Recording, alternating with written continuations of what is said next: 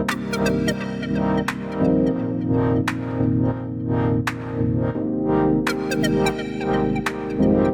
well, welcome back to another episode of Becoming the One. I'm your host, Steven, along with my co-host and beautiful wife, Victoria, and we exist to prepare godly singles for marriages that transform our world. Welcome back, Salome and Leon. Great to be there. We got the wonderful one and only Salome Leon. Welcome back. And just again. I think you guys are just regulars on the podcast. So we're loving it. We're loving it being here, guys. And thank you again. You are amazing. All the effort and everything you're doing. We just are praising God for you guys. And today we're really excited about the topic. Today we're going to talk about marriage advice from a couple that has been married for 35 years. And yes, I'm talking about you guys. Yes. Wait, who are you talking about? We're talking about what's the best top 5, can even say 6, want to throw in a bonus, top 5 to 6 pieces of marriage advice for newlyweds or just, for any general. But we are newlyweds. We've been married for less than a year, so really, we're going to just soak in and take notes on everything you have to say because you have so much wisdom.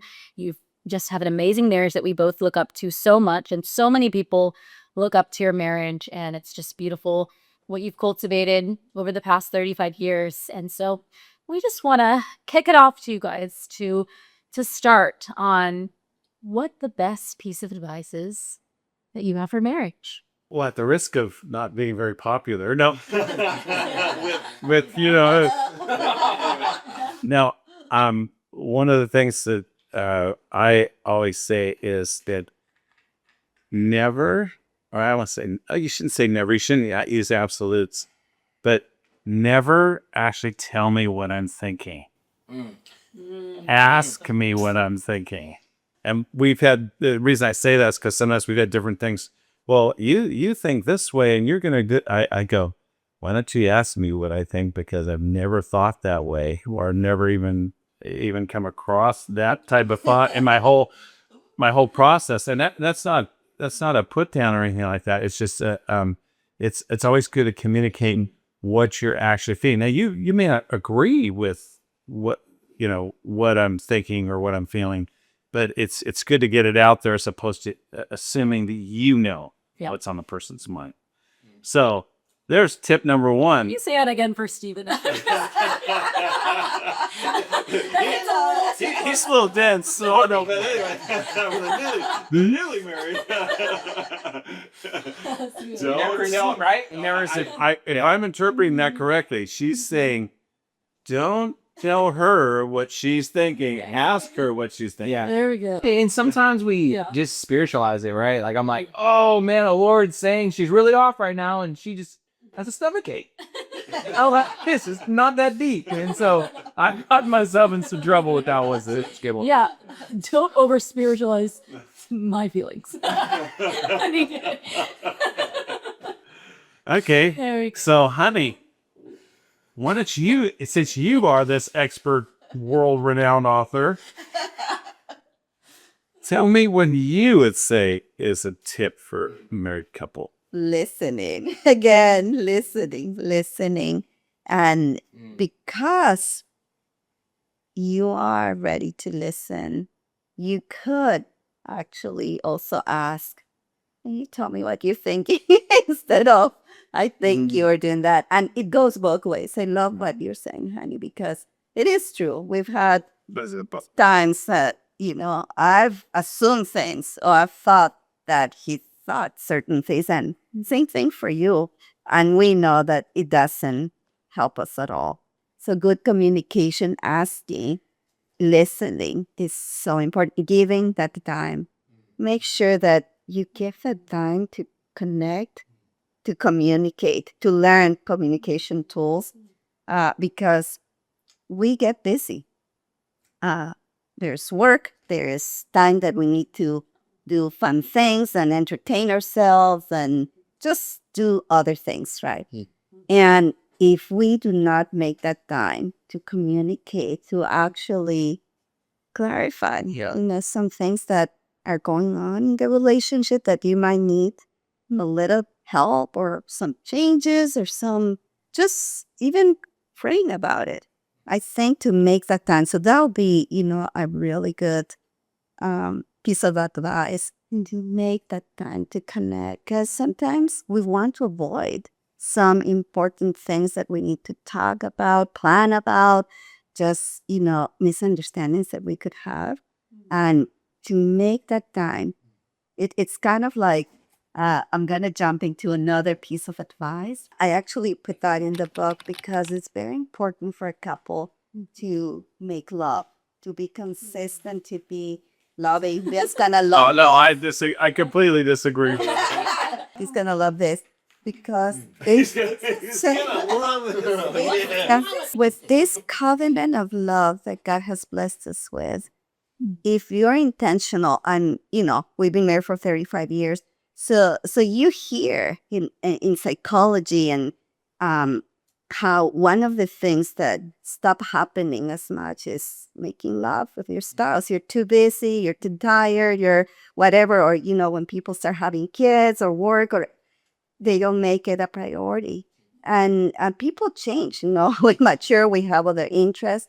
So I would say that God wants this beautiful gift that He has given us, to continue having it and making time for it. So time is important. So when you think about, advice and tips, time, make time for each other. For him, might be more important, or, to make that time to make love.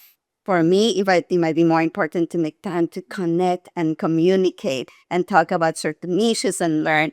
But no matter, what the preference is, those two, I think, are very important. This is the greatest podcast I've ever heard in my whole life. So, without being TMI, what is a realistic and practical, cadence? 35 years in, realistically, how often will be made? That's up to every couple, that with their whatever, they decide, they mutually agree to, or once or twice a week is okay.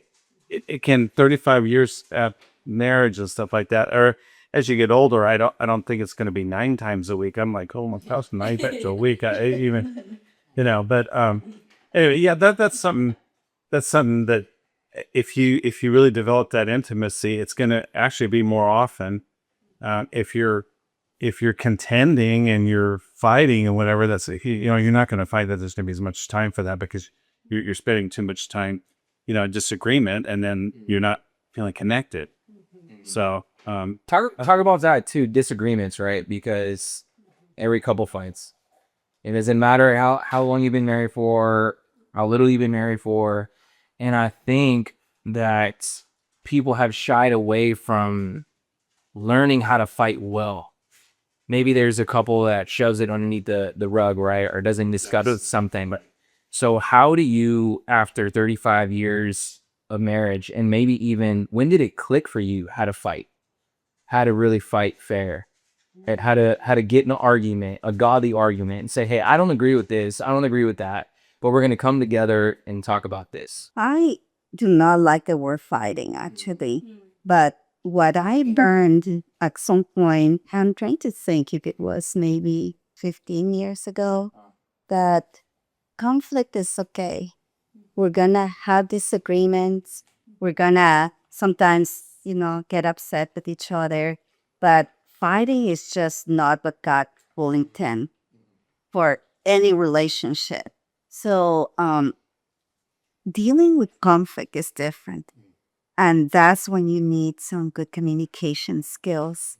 And again, listening is important to really surrender, those rods of being right. I think it's very important because I think when we start having conflict and getting, I don't know, like, I'm the one that is right. I think that's what's happening, to us sometimes. We're both kind of stubborn, actually. So we, sometimes I just know that, what I want is really what it's supposed to be.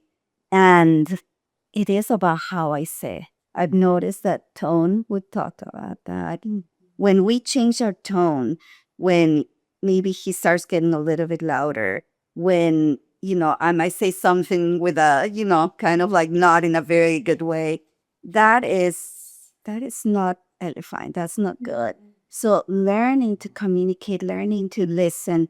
I wrote in the book that active listening or reflective listening is very important.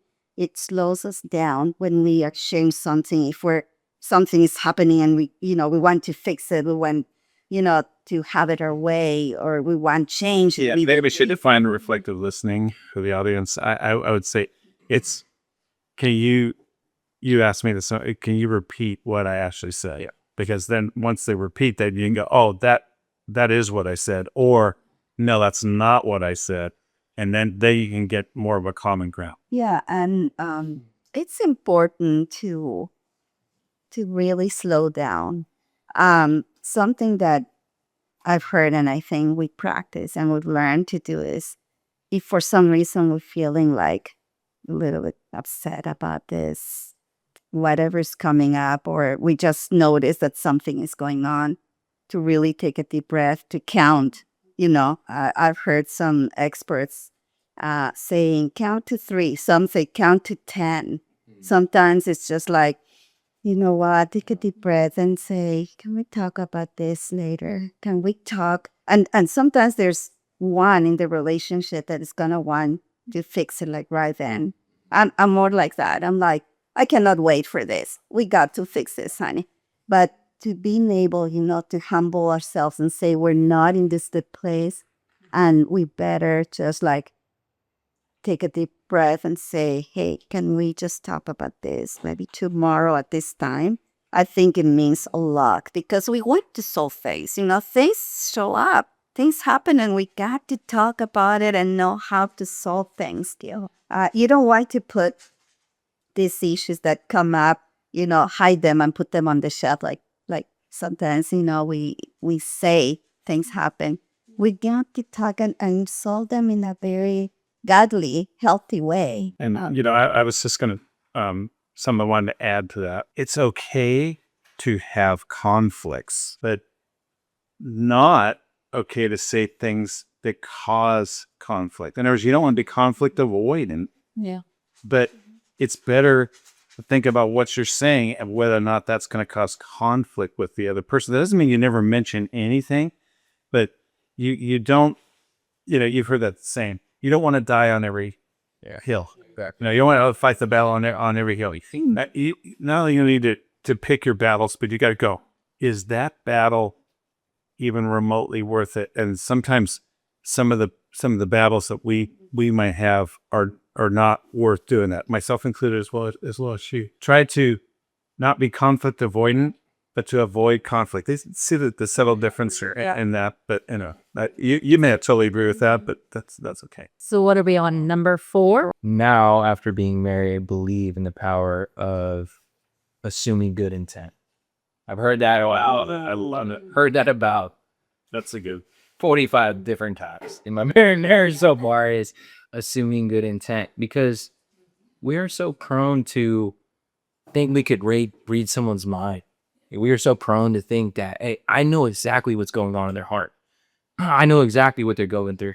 And especially as men, we want to fix things. We want to find a solution, but sometimes the solution is just to shut up, like just to not say a whole lot. And so for me, some advice I actually would give to newlyweds, just being married for almost a year now, is just assume good intent. Assume that your wife has your back. Assume that they said I do, not to fight with you, but to conquer with you, to conquer and experience victory in Jesus' name. And so assuming good intent, if you could assume good intent, your marriage will be far better than you've ever experienced before.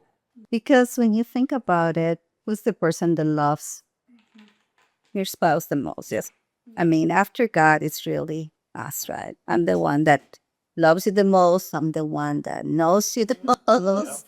And it's amazing that, we have each other to know that we are in the same team, that we want the best. So to really always think that if there's a request, if there is something, or if something is brought up, it's not to ever be put down.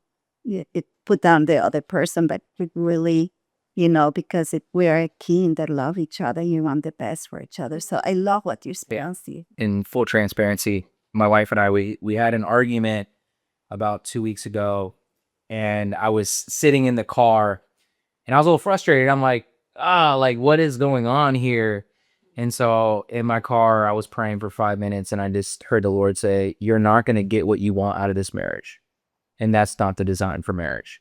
It's not the design to consume. It's to lay down your life. It's to serve sacrificially. It's not to get what we want. It's to exemplify Christ and his love for us. And so, more advice to newlyweds, I would say, don't go into a marriage expecting. Go into a marriage sacrificially, knowing that you're going to have to die each and every day, that you're going to have to die to your cravings, you're going to have to die to your desires, you're going to have to die to your old habits, you're going to have to die in order to live, in order to see the marriage flourish. What do you have? I have another one. Forgiveness. I mean, that's a given. And it's funny because when I was thinking about forgiveness, I was also thinking about dating. And you need to keep on dating your spouse. Leon is really good at. I say stuff like, is this a date? Like, yeah, go out to dinner or something like that. We do try to. I like to bar really often, but, sometimes it doesn't always work. So special dinners, special trips. Take your wife out to do something that she feels special about, something you're really good at that. And I bring the forgiveness part of it because you're going to have to forgive over and over. I need lots of forgiveness. And in order to date, in order to have this friendship, this relationship, this, making love, it is really about being intentional, about knowing your spouse, and about just having fun and trusting God and what he's doing. And my last piece of advice, there's so much stuff that we can do, but it is always to put God first. I'm connected with this amazing God that loves me and loves our marriage. I can love Leon, really much easier. It's much easier. Even the little things that sometimes might bother me, that because I'm going through something, they seem to be like nothing when I'm like in this amazing connection with the Lord. And, it's funny to kind of even say the way he's saying, because God is always with us and in me, and he loves me. But there's something about me pursuing, that intimacy with the Lord, because when I'm like focused on him, I can just be my best self and give that to Leah. And that would be the best piece of advice. I like it. And I'm a different person. When I've spent that time with the Lord, when I'm giving him, this my heart, everything, and I can be my best version of myself. Yeah, I would say serve without expecting anything in return. Ooh, that's a good one. So, like, I could be doing his laundry, putting it away, maybe I did the dishes more this week. And if I start to keep that record in my head, I'm like, oh, he hasn't done anything for me. Like, I've been doing all the chores. I start to keep tabs of like, who's doing more in the beginning. And it was like, am I doing this because I love him and I must serve him, or am I doing it to receive something in return? Because that's not true love, right? And so, just now looking at it as these acts of service may be unseen. He may not notice. He may not say thank you. And, I'm doing it unto the Lord, and I'm doing it because that's my standard as a wife, is to serve and not be served, and in turn, that will, you probably see that, and in return, do, the same for me, but not that I'm looking for that. But it's just having that heart posture of service to your spouse, I think is Yeah, where that's so true. Like there should be a standard that you live by that maybe your spouse won't live up to some days, but you should have this standard where I'm going to serve even if you're not serving me. I'm going to be faithful even if you decide not to be faithful. I'm going to be loyal. I'm going to be all of these things because I am honoring the Lord in this relationship. I'm doing things unto the Lord, not just unto my spouse. And so that's something that we both learn together, that it's not, it really, our relationships start to improve when we say, God, this is something on stewarding.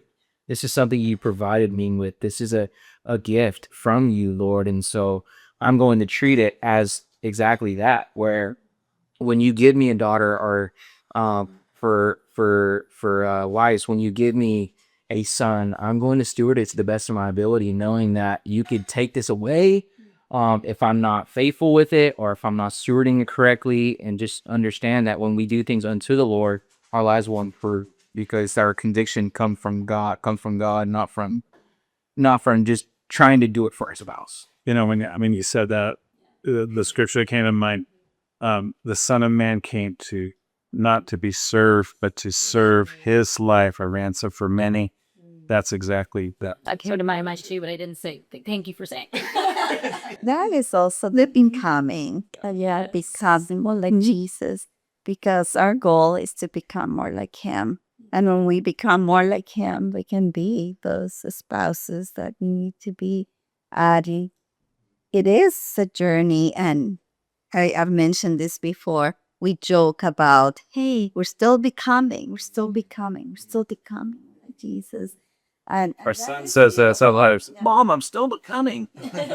and it is beautiful because, Jesus is the most important being, the one that we love the most, and we pray for everyone, to fall in love more with Jesus. We pray that we will do the same thing, that he will always be the greatest and our first love, no matter what. And yeah, so that is, the becoming like him. Wow. Well, any more pieces of advice before we close out? I think we covered all of them. That is another episode of Becoming the One. Please subscribe to the YouTube channel. Follow us on our Instagram, BTO Movement. And until next time, God bless. Bless you guys. Bye-bye. Bye-bye.